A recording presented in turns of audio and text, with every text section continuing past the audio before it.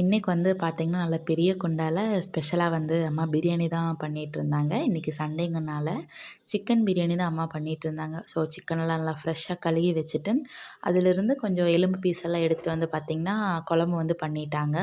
So வெங்காயம் வந்து வதங்கிட்டு இருக்கும்போதே தக்காளியெல்லாம் கட் பண்ணிவிட்டு, கொஞ்சம் தேவையான மசாலாஸ் எல்லாம் எடுத்து வச்சுட்ருந்தாங்க. உள்ளே வந்து பார்த்திங்கன்னா, அடுப்பு மேலே பெரிய பாத்திரமெல்லாம் வச்சு சமைக்கும்போது கொஞ்சம் கஷ்டமாக தான் இருக்கும்.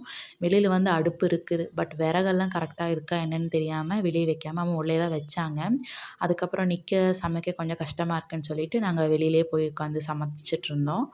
அடுப்பு வந்து பார்த்திங்கன்னா, கொஞ்சம் எரியறக்கு இது பண்ணுச்சு. அதுக்கப்புறம் அப்படியே செட் ஆனோடனே அம்மா கொண்டு வந்துட்டு வெளியே தான் எல்லா பிரியாணி எல்லாமே ப்ரிப்பேர் பண்ணாங்க.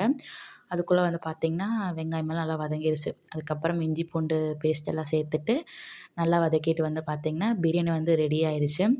அடுப்பு வந்து பார்த்துட்டு அப்படியே போனனால, நான் பிரியாணி ரெடி ஆனதுக்கப்புறமா வீடியோ எடுக்க வந்து மறந்துட்டேன். அதுக்கப்புறம் அம்மாவுக்கு வந்து ஒரு சின்ன ஃபங்க்ஷன் இருந்துச்சு. ஸோ ஆஃப்டர்நூன் வந்து அவங்க அங்கே தான் போனாங்க.